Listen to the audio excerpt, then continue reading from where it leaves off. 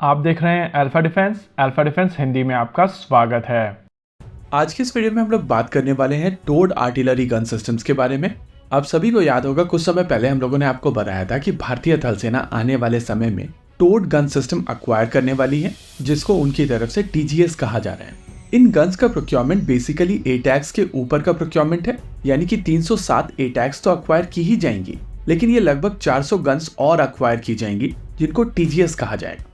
Initially जब ये requirement निकल कर आई थी तो मेरा मानना था कि ये गन्स एटैक्स होंगी, और क्योंकि भारतीय थल सेना 307 यूनिट एटैक्स ऑलरेडी अक्वायर कर रही है तो ये एडिशनल 400 गन्स उस नंबर को 700 से ऊपर ले जाएंगे।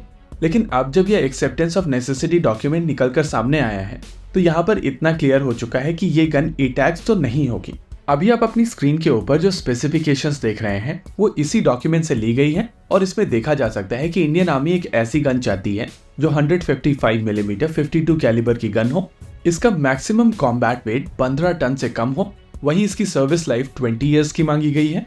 फायरिंग करते हुए इसकी मैक्सिमम रेंज 40 किलोमीटर से ज्यादा होनी चाहिए और मिनिमम रेंज 5 किलोमीटर तक की होनी चाहिए।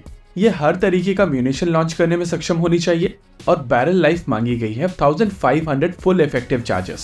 इस पूरी क्राइटेरिया में एक ऐसी चीज है जो एटैक्स फुलफिल नहीं करती है, और वो है वेट।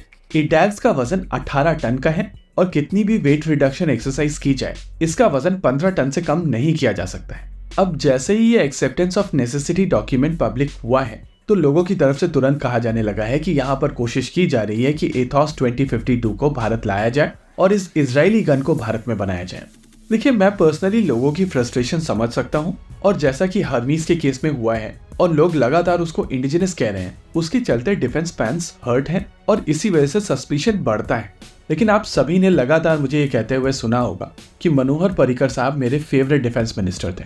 उन्होंने कई डिफेंस रिफॉर्म्स किए थे, लेकिन क्योंकि ये डिफेंस रिफॉर्म्स बहुत ज्यादा फ्लैशी नहीं थे, इस वजह से आमतौर पर इनके बारे में बातचीत नहीं होती है। एक ऐसा ही रिफॉर्म था डिफेंस प्रोक्योरमेंट पॉलिसी में चेंज। देखिए, अगर भारत में कोई भी चीज ऑफिशियली की जानी है तो उसको लेकर या तो एक लॉ होना चाहिए, या एक पॉलिसी होनी चाहिए, और या फिर एक गाइडलाइन होनी चाहिए।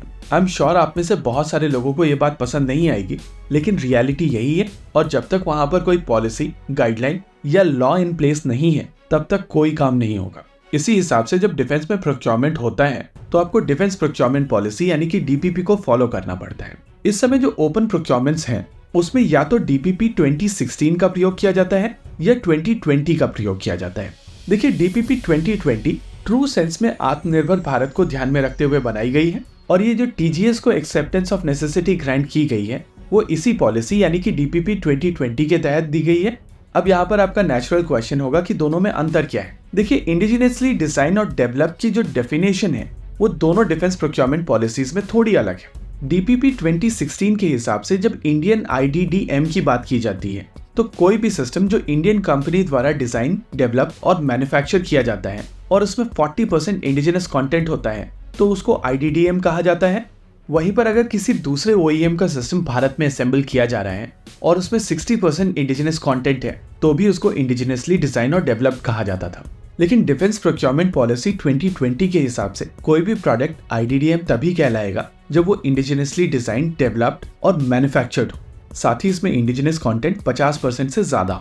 यानी कि डीपीपी 2016 के हिसाब से एथॉस 2052 अगर भारत में कोई भी कंपनी बनाती और उसमें 60% इंडिजिनस कंटेंट डालती तो वो यहाँ पर कम्पीट कर सकती थी। लेकिन ये एक्सेप्टेंस ऑफ नेसेसिटी डीपीपी 2020 के तहत दिया गया है, और इसी वजह से एथॉस 2052 यहाँ पर कम्पीट नहीं कर सकती है।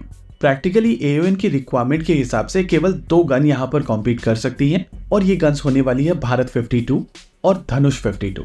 जी हाँ, कल्याणी द्वारा बनाई जाने वाली भारत 52 और advance weapon and equipment India limited द्वारा बनाई जाने वाली धनुष 52। इन दोनों ही गन्स का वेट 15 टन से कम है और इनकी रेंज 40 किलोमीटर से ज्यादा की है। ऐसी स्थिति में यहाँ पर जो L1 निकल कर आएगा, यानी कि जिसकी प्राइसिंग सबसे कम होगी, उसको 60% का ऑर्डर मिलेगा, और जो L2 बनकर निकल कर आएगा, यानी कि जिसकी प्राइसिंग दूसरी सबसे कम प्राइसिंग होगी, उसको 40% का ऑर्डर मिल सकता है।